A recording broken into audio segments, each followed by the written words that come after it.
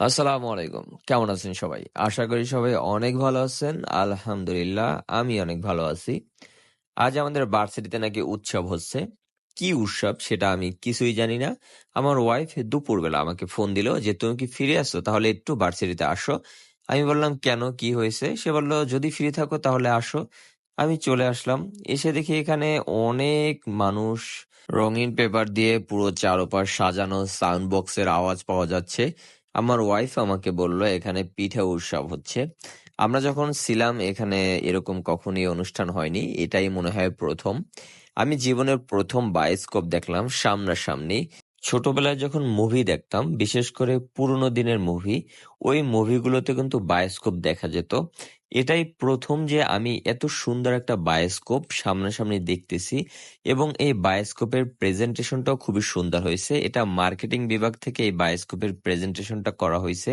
এখানে যে পিঠা স্টলগুলো বসছে, প্রতিটা স্টলে 15 থেকে 20 আইটেমের পিঠা আছে, এবং এক একটা পিঠার এক একটা নাম। এখানে আজ আমি কিছু পিঠার নতুন নাম দেখলাম, যেমন ব্রেকআপ, জার কেক, তারপরে কি এক্সের তেজ, এরকম আর কি অনেক নাম।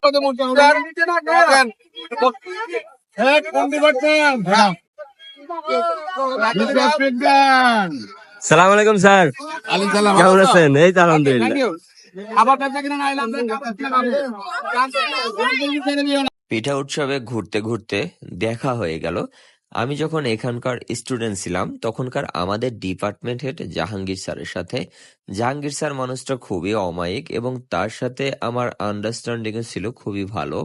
এই যে প্রোগ্রামটা হচ্ছে পিঠা উৎসব, এই পুরো প্রোগ্রামটা কভারেজ করতেছে, মানে মিডিয়া কভারেজ করতেছে জিটিভি। এখানকার স্টলগুলো ঘুরে দেখতে দেখতে চোখে পড়ে গেল আমার ফেভারিট একটি পিঠা, সেটা হলো দুধ পাকন। আমাদের গ্রামের ভাষায় এটাকে দুদুল পিঠাও বলে। এটা আমার খুবই প্রিয় একটি পিঠা। পরে আমি একটা অর্ডার করলাম, অর্ডার করে খেলাম। পিঠার স্বাদ এবং কোয়ালিটি খুবই ভালো ছিল। প্রতিটি স্টলে 10 থেকে 15 আইটেমের পিঠা ছিল, এবং যে স্টলে পিঠার আইটেম বেশি ছিল সেই স্টলে 20 থেকে 25 আইটেমের পিঠা ছিল, এবং প্রতিটি স্টলের ডেকোরেশন কিন্তু খুবই সুন্দর হয়েছিল। প্রতিটি বিভাগ থেকে এক একটি করে পিঠার স্টল ছিল, যেমন প্রাণীবিদ্যা বিভাগ, রাষ্ট্রবিজ্ঞান বিভাগ, এরকমের প্রতিটি বিভাগ থেকেই এক একটি করে পিঠার স্টল ছিল। আমার কিন্তু একটু মন খারাপ হয়েছিল যে আমরা যখন এখানকার স্টুডেন্ট ছিলাম তখন কিন্তু এরকমের অনুষ্ঠান হয়নি। এরকম যদি তখন অনুষ্ঠান হইতো তখন আমরা কতই না মজা করতাম, এটা ভেবে ভেবে আমার একটু মন খারাপ হয়েছিল। প্রায় 1.5 থেকে 2 বছর পরে ভার্সিটি ক্যাম্পাসে আসলাম। অনেক পুরনো স্মৃতি মনে পড়ে গেল। এই ভার্সিটি ক্যাম্পাসে বন্ধুদের সাথে কত মজা করেছি, কত আড্ডা দিয়েছি। ভার্সিটির অনেক কিছুই নতুন করে হয়েছে, আবার অনেক কিছুই চেঞ্জ হয়নি। এখানে কিন্তু একটা নৃত্য অনুষ্ঠান হচ্ছে, এখানে গান বাজতেছে। আমি পৃথিবীর এই বুকে আগুন জ্বালিয়ে দিব, যদি তুমি আমারই না হও। তুমি বিশ্বাসঘাতকতা করো না প্রিয়া, আমি ছাড়া তুমি কারো নও। কপিরাইট ইস্যুর কারণে আমি গানটা আপনাদেরকে শোনাতে পারতেছি না। পরে আমি আমার ওয়াইফকে একটা গোলাপ কিনে দিলাম। ভিডিওটি এখানে শেষ করতে হবে, কারণ আমার হাতে একদমই সময় নেই।